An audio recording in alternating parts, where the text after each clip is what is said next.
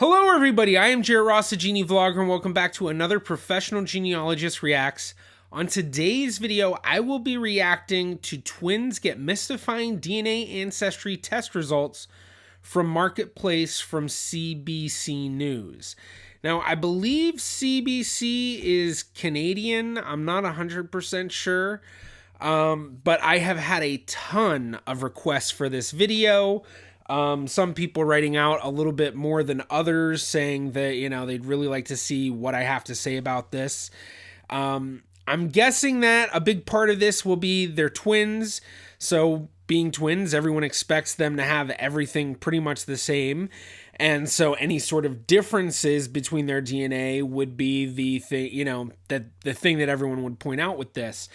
I would not be surprised in any way if their ethnicity admixture percentages are different. The thing that I would be surprised about is if they had significant differences in the amount of shared DNA they had with their genetic matches. So basically, if they have a cousin, I would expect them both to share pretty much almost the exact same amount of DNA, which would be measured in centimorgans. Maybe off by just a bit. And, I mean, we'll have to see. I'm guessing they're not going to talk about the genetic matches part. So, I doubt they'll really go into that, but I'm sure that they'll be doing a test. They won't get the same admixture, and hopefully they'll find people that can explain it in this. Now, before we begin the video, please be sure to give this a thumbs up. It really does help me out. Also, be sure to subscribe and click that bell for notifications on future videos. But with all of that fun stuff said, let's go ahead and watch the video. One set of identical twins. 5 DNA ancestry tests. Okay, so they did 5 DNA tests. This will be very interesting to see the differences. And I saw that they have a lot. I mean, 5 is I have a lot. French and German. Oh, I don't have that. 5 different sets of results? We strongly think that you and your sister should get the same report. I don't want to be a... Okay. Now, one thing is, between the tests, like each different test, it's guaranteed they're going to have differences because each test is testing different SNPs. They are they have different algorithms for how they determine things, and they even have different population definitions. So different population groups may be defined differently by each company because they're going to, population groups, they are, defined very granularly sometimes, but then you go into the regions and the larger regions and then the continents and then the, things like that. So depending on the different companies, sometimes some countries may be lumped together with others. Sometimes they may have more specifics. There's a lot of different stuff going on, but then even more than that, even within these tests, each test, I'm not going to expect the twins to have the same results. I would expect them to have fairly similar, but not the same.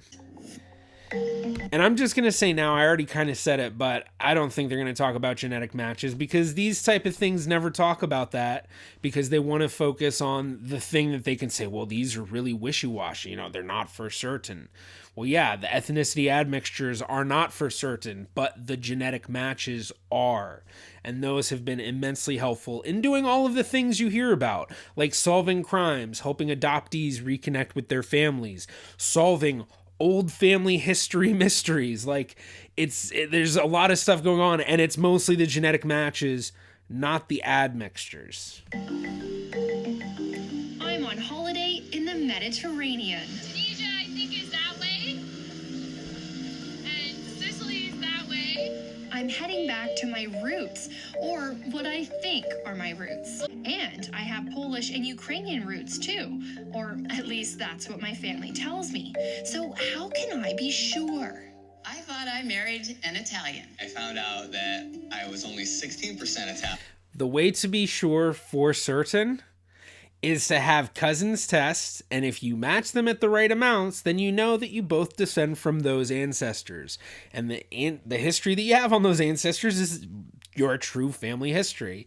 So if you have second cousins that test and you match them, you know for sure that you have the same great-grandparents. And if those great-grandparents were living in Sicily, they were living in Sicily.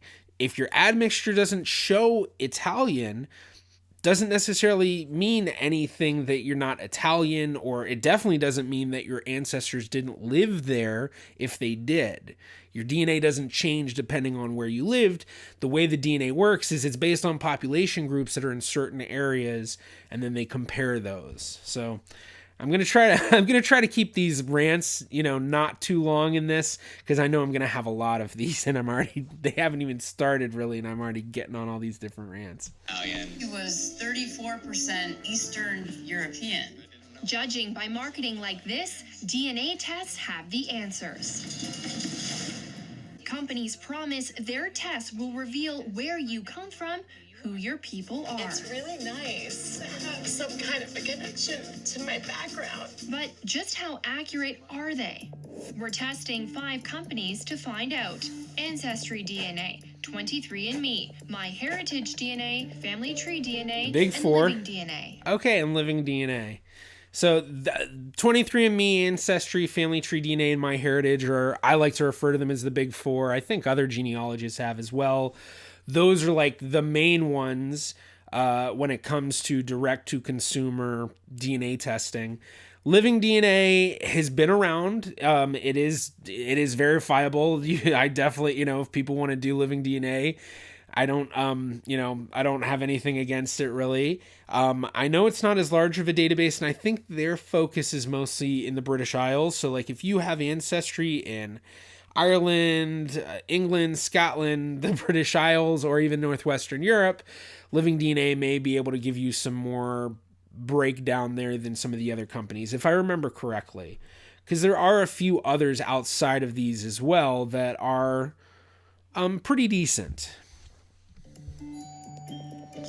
Hello. Thank you. Oh, and there's a twist. Oh, yeah. You have some drool. There you go. My sister Carly's in on this, too. That's her son, Max. And no, you're not seeing double. We're identical twins. Ooh. Carly and I are testing 2 things. Will the companies have different breakdowns from each other? I have way too many bubbles. And will they have different breakdowns for each of us? Yes, I feel and like I'm on Law yes. and Order. Yeah, CSI. It's DNA science. We're identical twins. So the results should all be the same, right? Cheers. Not Don't touch exactly. it, though. Some things that will make it not the same for twins. Number one is that there is a margin of error when doing these tests. They are testing hundreds of thousands of SNPs, single nucleotide polymorphisms. So these tests are testing hundreds of thousands of these SNPs. And even with a 1% margin of error, I think there's about 740,000 average for each test, 770,000, whatever. If you're looking at 1% margin of error, that's over 7,000 SNPs read incorrectly. So, that is going to play a role in the differences, as well as just the way that the algorithm reads different things. And so that's really going to be the main thing that'll cause the differences when they're doing the same tests, is the different margin of error that's happened with both of them in reading it, because there are going to be some places in their DNA where maybe there was a no read at that point, but for the other twin, they were able to get a read from it. And I'm not going to go too deep into the science of how they're actually doing the reading of the DNA to come up with the algorithm, because that would be a whole nother video. But just that process with the small differences can cause them to come up with different conclusions with the admixture. I double check to make sure we're not mixing up our samples. This is going all the way to Dublin, Ireland, the Netherlands, Concord, Ontario. And 2 are going to Texas. I know Family Tree DNA is in Houston. I'm shook.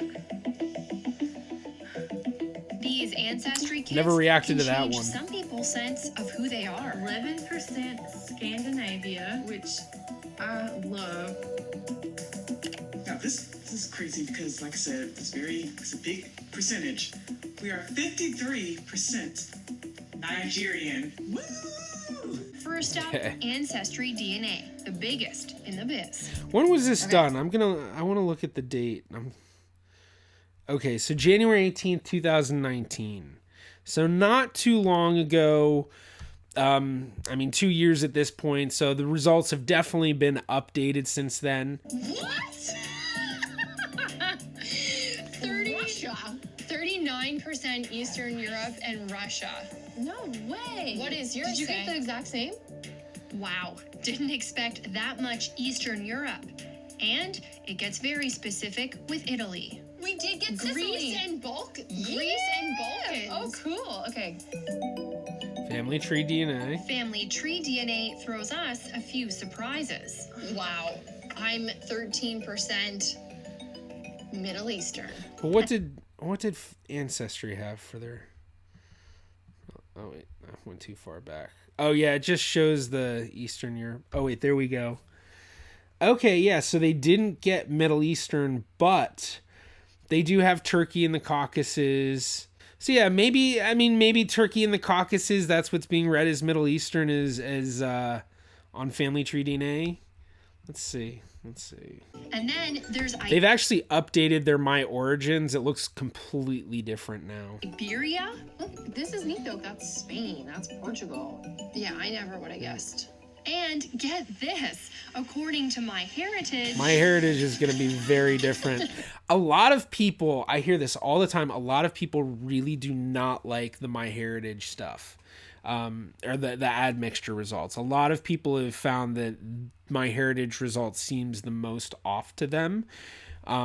Which one unfortunate thing with MyHeritage is they don't release a white paper, so it's hard to see what are the precision and recall numbers, where are they getting some of these where are they getting the information to define their population groups, and they do a lot of defining population groups that a lot of other companies don't do, which I think is one of the main reasons why there is a lot of difference, because they're doing it they're defining a lot of things differently in general.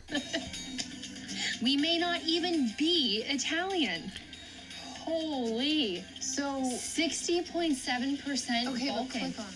19%. It's that Italian's probably just getting lumped in with that Balkan. I mean, if you really think about it, Italy and the Balkans, it's not far. It's just right across the sea, just take a boat. So that's probably what's happening. Is I wouldn't be surprised if there are a lot of people with Italian ancestry that get Balkan ratings that high Greek in MyHeritage. Oh my gosh. Oh, they did get 3.4. 3.4%. I know. It's actually saying you are 3.4% Italian. So are we a little bit or a lot Italian? Mostly East European or mostly Balkan? What's up with these results? So they haven't even talked about the fact that they didn't really go into whether or not their results were that different from each other. They were just going into the differences of the results from each test. So I'm guessing their results must have been pretty similar. Now, I do love the fact I see that it's Illumina. These tests are done using the Illumina chips. The Illumina processed or chips or whatever. These have been the way that these companies have been doing these autosomal tests, these autosomal SNP tests for a long time. So I'm really hoping that we get a good explanation here. I'm hoping Simone Gravel can explain. Hi. Oh, Dr. Gravel, Welcome to the lab. Nice to meet Thank you. you. He is a population geneticist at McGill University in Montreal. Last time you saw your DNA, I'm guessing it was in a little tube like this. I spit in quite a few of those. That's yes. right. So once you send those to the companies, they'll take your saliva, they clean it up, they will break down the cells so they can free the DNA, and then clean the DNA, break it into small pieces, and then they lay it out on one of these chips here. Yep. So if we look at that chip, will my spit on this chip tell me that definitively I am Italian or definitively I'm from wherever? Not necessarily. No. There's a lot of steps that go in between. Okay. A lot of statistical interpretation and models. Okay. And, whose genome your genome is being compared to. Here's how it I'm works. liking this Our so far. entire DNA is made up of 3 billion parts. Ancestry companies, though, look at less than 1% of those. About 700,000 sections where they know there are It's like I said, about 700,000. It's more like, I think, 740 to 770,000 SNPs. slight differences or variants among humans. Then they compare the patterns of your differences to groups of people in their databases. And with the help of math, they try to figure out which groups you most likely belong to. It's not 100% sure. So statistics tell us in our model what's the best situation. It is a statistical guess. Yeah. It's an informed guess, but it's never a 100% sure thing. So, I traded in my lederhosen for a kilt. So you were shaking your head. This one drives me nuts, and I saw it all of the time. Whether you want to wear lederhosen or something else is not tied to your DNA. Yeah. Timothy Caulfield is a health policy professor who studies the ancestry business. It's an exciting story, right? It's about you, right? And so I get why they're doing it, but is it really what's happening? Can they really be that accurate? I think they're selling something that isn't really supported by the science. With 23andMe.com, you can find... It's not that they're selling something that's not supported by the science so much to say, in my opinion. I would say it's more that the part of the test that they are selling and that they're advertising, the ethnicity admixtures, which unfortunately, I mean, I totally understand that is a large thing. That's one of the reasons why I've been doing so many of these professional genealogist reacts, because people absolutely love seeing everybody's DNA breakdown. It's a very simple way to kind of look into someone's ancestry, because when you start getting into genealogy and family trees, I totally understand it can get very boring, and you go into names and dates, and it's very rare that someone can explain a family history or genealogy story in a way that is very captivating. That's one reason why you see shows like Finding Your Roots and Who Do You Think You Are, where they're absolutely amazing shows, but when you talk to most people have maybe just heard of it, so I get it too. I don't do as much of the genealogy stuff, not necessarily because of this. Part of it has to do with my schedule and not really having time to do research on videos like I used to. But people just like it more. And so that's what the companies advertise towards. They push that. And that's why when you see all of these things, they don't really ever talk about, I found my cousin here. I found this information that allowed me to figure out that my great-grandfather was this, or, an adoptee going, I spent years not knowing who my family was, and I took a DNA test and I matched my half-sister, or, whatever. You'll hear those stories in the news. But when it comes to the advertisements from the DNA companies, the direct-to-consumer DNA companies, it's almost always going to be about that ethnicity admixture. But if they were to start advertising more towards genetic matches, they could find that there is there is an audience that is looking for that, and they may not necessarily realize the potential in these DNA tests, which that's where the science is amazing. Find out your percentages of DNA from 31 populations around the world. What do you think about the messages that are being sent to consumers? I think it's misleading. These companies are really trying to push the idea that this is scientific, right? They are using scientific language, and they present it in a way that looks very sciencey and precise. Caulfield says what people are really buying is entertainment. I think it's recreational science. They can have a little bit of fun with this stuff. Don't take it too seriously, but know that you are just getting some information that is an approximation of how your DNA compares to other people.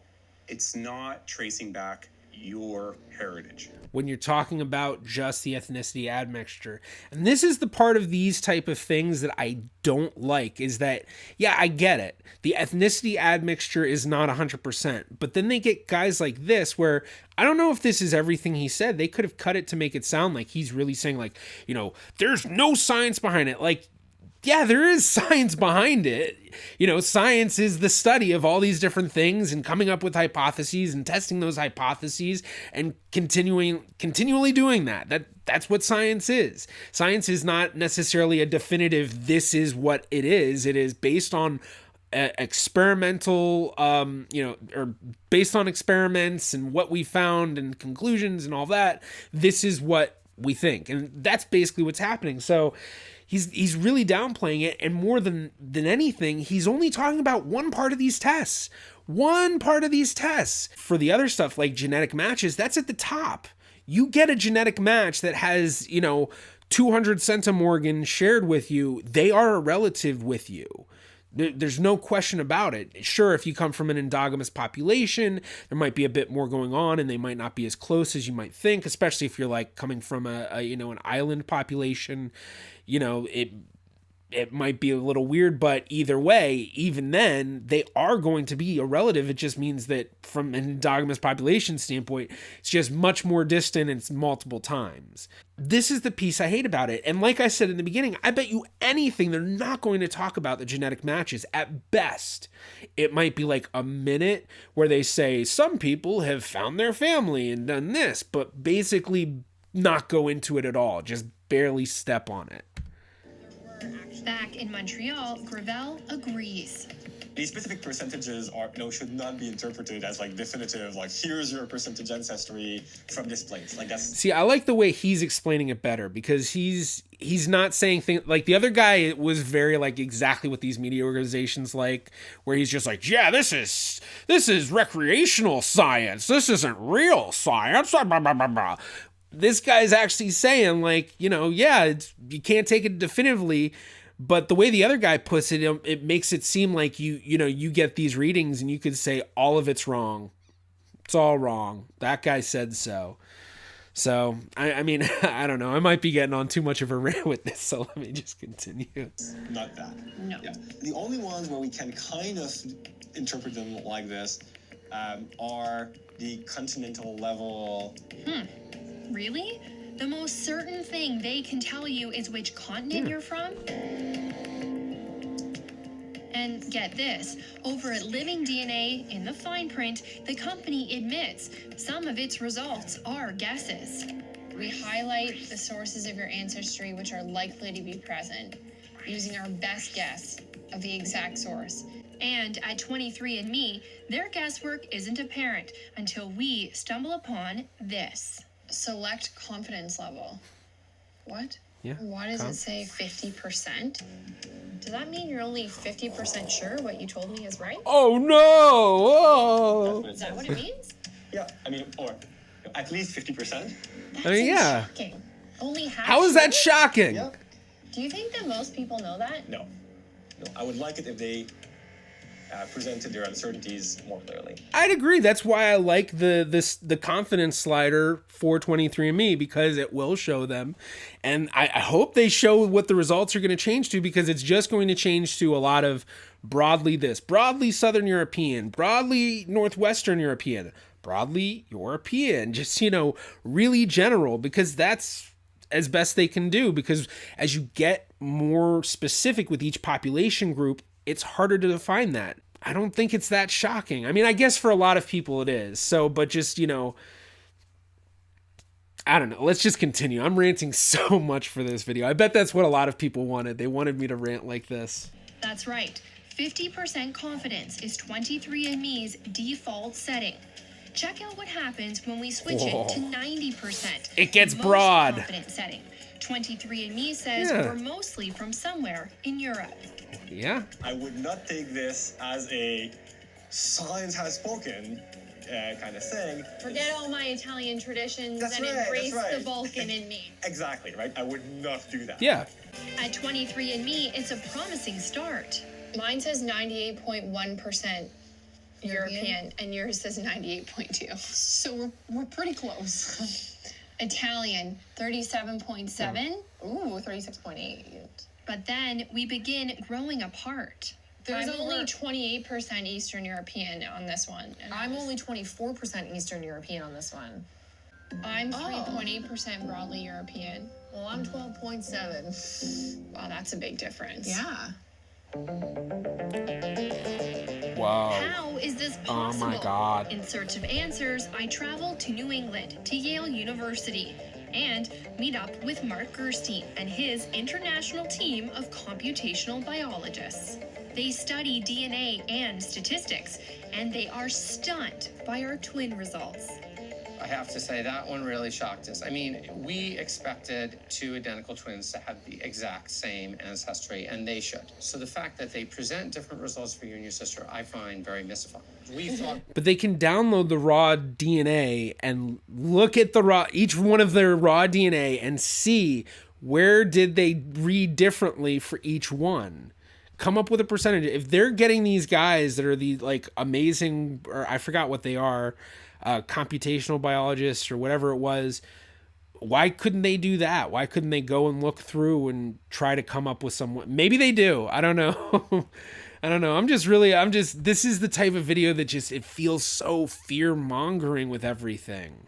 for sure that the differences had to do with it. Just when one person spit, there was a contaminant in the sample, or. But then you looked at the raw data and you're saying no you difference. checked and there's no difference. It's like, it's shockingly similar. It's like, it's scarily the same. The Yale team downloaded. If he's saying there's no difference and then he said it's scarily the same, I mean, there's 740,000 plus SNPs that they're looking at. How many times was there a misread SNP?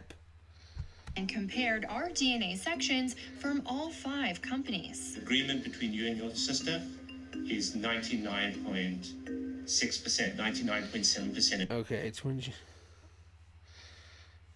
Okay. Okay, so it looks like they're coming up with the what differences they have. Okay. Agreement. 23andMe's own data says we're statistically identical. It's the same for the other companies. So why would Carr be more Eastern European than I would if our DNA is the same? She's not. I mean, there's nothing to say. I mean, there's no... See, I feel like the way they keep putting stuff is, if it just showed it. Let's go back just a little bit. It just showed it. 99.67, 98.76, 99.67, 99.26, 98.4. It's not exactly the same. So it like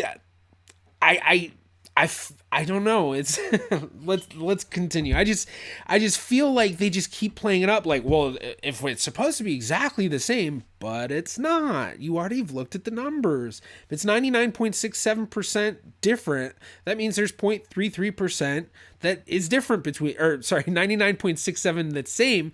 There's 0.33% that's different, and that's going to be hundreds of SNPs, or I mean, so that's going to be why they're reading differently. She's not. I mean, there's nothing to say. I mean, there's no, you and your twin sister have the same genetic ancestry. End of day. I mean, there's nothing to say. I mean, yeah, that's true. The truth. Yeah. How can we explain... The truth. The differences are the margin of error. That's what it is. You're reading hundreds of thousands of SNPs. There's going to be a margin of error. As we saw, there was a variance of margin of error all around about, it looked like, I guess, 0.25% up to, I guess it looked like maybe 1.5%. So, in this result. This must be purely in terms of the analysis that 23andMe does on the data. Yeah.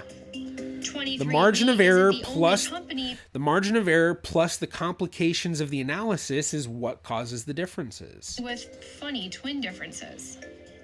Oh, great. Now you're Scottish and Irish. All right, I give up. Living DNA is serving up some stumpers, too. Yours says South Italy and mine says Tuscany. I just don't understand how you could have a Tuscany marker.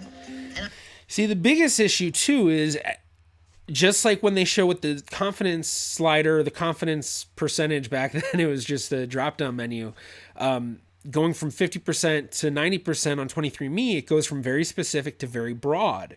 So when these companies try to be more specific, like MyHeritage, you may have a lot more differences than you would otherwise, because when you're trying to be more specific, there's going to be more issues of overlap between the different population groups, especially those ones that you're trying to be specifically defining where others may not, other companies may not.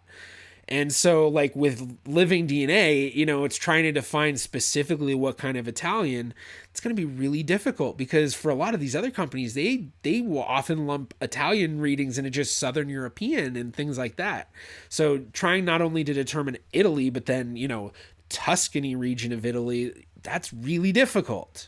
So if they're going to try that, there's going to be an even higher margin of error, at least in terms of the precision and recall numbers, they're going to be a lot lower. I don't know. You have to come from one region in Italy. You cannot come from Tuscany and from Sicily. It just doesn't work like that. Well, you can have a grandparent from Tuscany and a grandparent from Sicily. It does work. I get what he's saying, but you can have ancestry from both places. But in terms of like if they were to get perfect 100% readings of their DNA, no error at all, no difference, it would come out the same, but it's that small little bit of the margin of error. That's why their results are so similar, yet they are different. I mean, that's why your sister comes from England, but you come from Scotland and Ireland. But not everybody has us that far apart. MyHeritage, the company that says we barely have Italian ancestry, gives us the closest twins results. So one of the good thing about this company is that it's very consistent. Okay, can we go to Ancestry? And Ancestry DNA and Family Tree are pretty consistent too. So wow, that was a really old looking My Origins chart. Twins, why are some companies giving us different ancestry breakdowns? We spend many hours, we try to understand why they might be different, but we cannot. I think the clean thing to say is we don't know how they did the calculations, but we strongly think that you and your sister should get the same report. End of day. When we asked 23... See, I feel like they're disconnecting things. Like they realize that there is a difference in the readings. We saw those numbers that they had a 99.67% so there is a difference in the readings because of the typical margin of error, which I think most science, you know, I would expect them to understand that. So it's like, I kind of am not understanding how they don't understand why there could be a difference. Like, yes, if it was a perfect world, they got 100% reading perfectly between each other, it would be exactly the same. So it's like, I don't understand how they don't understand. You know, it's like, that's the thing about these videos. It's like they dig in and dig in and dig in. And it's like, really all they have to say is, you know, they are based on science. There is science behind it, but it is imperfect. There is still a lot to be learned about it. And it's just a scientific guesstimate. That's really all it is. And I feel like they're digging so deep into this, like they're different. Oh my gosh. It's frustrating. In Me and Living DNA about our twin results, they say even tiny variations in our DNA can lead their formulas to give us different estimates. Because remember, while companies all rely on the same DNA science, they have different formulas and different people in their database to determine which population group you belong to.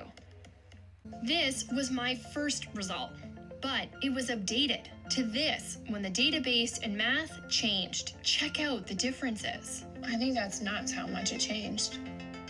The health policy prof knows all about it. I was once 100% Irish. I do love Guinness an awful lot. But now apparently I'm like 80%. Your results don't stay the same over time. Often they change as the companies update their databases. The commercials... As they conduct more scientific experiments, you know, science, not just junk science or just, you know, some recreational science, as he put it. It's still science. Like, they're going to update it. Of course, that's science. It grows. They learn more. They change. That's the thing with these admixtures.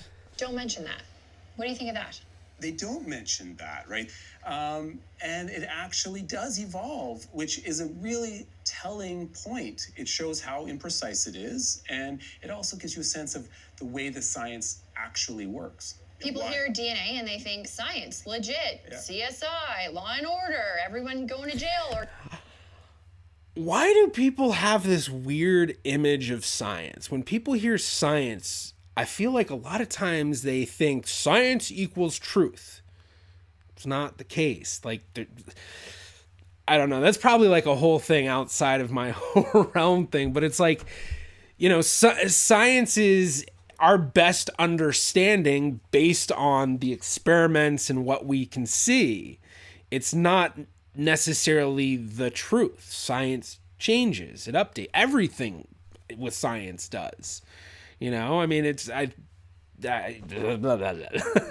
just continue. Or getting out of jail because of DNA. You're exactly right. And they're leveraging that excitement, the excitement that comes from the genuine stuff from science, but also the excitement in pop culture to give it this veneer of legitimacy. And I think that's a little misleading. The 5 companies in our test say they use rigorous science. They also acknowledge their ethnic breakdowns are statistical estimates. Family Tree DNA says figuring out ethnicity is not clear-cut because it's kind of a science and an art. MyHeritage says its customers understand the results are estimates. I'm going to show you a commercial. Out on the street, do people really know that? Now that you've seen the advertisements and some of the promises, what do you make about what you're actually getting, what they can tell you?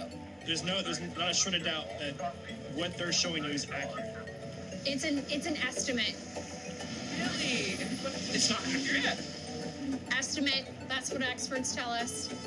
I would like to see the messaging being more scientifically accurate, right? If you could recreate them for these companies, what should the messaging be? What should they look like? Well, you know, I don't want to be a buzzkill, but I think my ads would probably be a little bit boring. You know, push the idea this is recreational science. You know, let's see how your DNA compares to a bunch of other people's DNA. Okay. This isn't going to be terribly accurate or precise, but it's going to be fun. Coffee. I don't like the way he put it. I think that's a bad way to put it, and that would be the way someone would put it if they were fear-mongering and they didn't want to explain anything out of these tests other than the ethnicity admixture, because there's an extreme amount of precision to a lot of these population groups. If you look at the white papers, look at the precision and recall numbers. Like, everyone throws around these words, accuracy, precision. They're statistical measurements, and these companies have them in their white papers. Well, not accuracy. I don't think they have accuracy in there. But if you go into the white papers, I have a whole video I talk about this. Go into the white papers. Not all of the companies provide them, but the ones that do, you can look at each population group that they're defining. What is the precision and recall of them defining that group? Because one thing they're not saying here is, yeah, there's a statistical guess with it, but each population group has a different strength of how well they can make that guess. And that's where those precision recall numbers come in. So when you look at something like French and German, it's super, super low because there's so many issues with relations between French and German populations and other European populations. So it feels like this video is really just, you know, it's really pushing this, you know, oh, well, you can't believe these tests. You can't believe these tests. And well, yeah, I kind of agree that with the ethnicity admixture, you cannot take it and say this is definitive. This guy that's on the screen right here, I really don't like the way he's putting it. I really like the other guy that was from Illumina, that was at the Illumina lab. The way that he put it was a really good way of putting it. Like, it's a scientific guess. The way that this guy puts it, he really tries to play it up like, oh, it's fun. Oh, it's recreational science. Like, downplaying it. Like, yeah, there is some problems with the ethnicity admixture, but you're completely negating the genetic matches, which is the biggest thing out of this. That's where all of the amazing things are happening with getting adoptees, catching criminals, and like, you know, I mean, just all these other amazing things, and the focus is the ethnicity admixture. So if I were to change the way these companies advertise it, I would probably talk a little bit about, yeah, this is a statistical guess. Yeah, there are issues with it. But I would also talk about how amazing it is that I found this second cousin I never knew about, and we were able to connect and share photos, or, you know, all those type of amazing things. They never talk about those in the commercials, or at least I never really see it. So it's like, you know, I liked this video in the beginning, and then it just completely changed. Field says there's a subtle message in some of the marketing that he finds troubling. Yes, there are biological variations between populations, but there aren't these discrete biological borders. And True. That's a dangerous message if you think about it in this world where we're worried about nationalism and tribalism. And here's some science everyone agrees on. We humans share more than 99% of our DNA. We're a lot more alike than we are different. Have you done a DNA test? What did you think of your results? Take our marketplace poll on Facebook. Okay, well, that was certainly a video. It started out pretty good. I was really happy with the way that it was going, and then it just started to take a sharp left turn towards straight up fear-mongering, and it turned into the kind of pieces that I hate to see about DNA. I was happy to see them, you know, bring in these different scientific guys to kind of explain stuff, but it's like, it felt like they were focusing more on that one guy who was all about the fear-mongering, and then when she was in that group with the, you know, the biologist guys that were looking at the different numbers and stuff, they didn't seem to show much of that, other than when one of the guys would say something very negative about the results. And it makes me wonder, you know, they must have been there for a while. What else did those guys say that they did leave out? Like, obviously this entire video did not talk about, not once, didn't even mention genetic matches. Didn't even talk about adoptees figuring out their family histories. Other people building out and expanding their trees using genetic matches. Or even just the fact, I mean, this was 2019, so I think this was before the whole crime stuff really took off. But the fact that we are now able to determine, or we're not just able to determine the criminals of all these cold cases, but we're also able to identify tons of unknown remains. That this wasn't possible before without having like a first or second degree relative. So basically like, you know, a brother, a sister, a child, a mother, maybe an aunt, uncle, or first cut. Like, beyond that, if you didn't have someone that tested like that, and there was someone that was missing and they had died and their remains were unidentified, there was really no way of identifying them. But because of these tests, the same tests that give you these ethnicity admixtures, when you pay $69 for, or $59 for your Ancestry DNA test, it's the exact same test that's being used for these for all these different things, the adoptee cases, the crime stuff, all of it.